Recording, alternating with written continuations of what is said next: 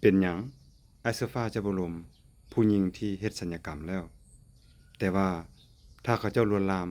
อืมก็จะอดเสียตัวเท่านั้นเนาะแต่ว่าจะบ่เอามาเป็น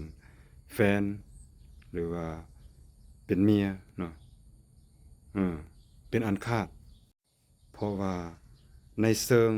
เอ่อจิตวิทยาเนาะหรือว่าเชิงเอ่อจิตใต้สำนึกเนาะความนึกคิดเนาะแม่นคนที่เฮ็ดศัลยกรรมแล้วหั้นนะอืมขนาดร่างกายเขาเจ้า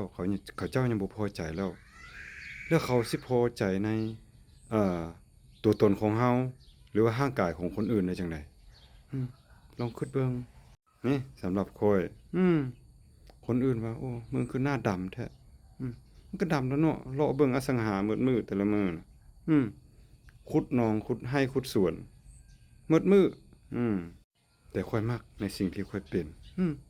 ให้ข้อยไปศัลยกรรมข้อยบ่เฮ็ดนี่ๆมีขี้กระตูดข้อยก็จงไว้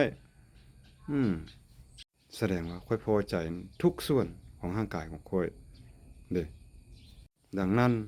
เมื่อมีคนอื่นเข้ามาถึงเราสิขี้ร้ายจังได๋ข้อยก็พอใจอันนั้นแหละมันบ่งบอกจากจิตภายในเลยเนาะ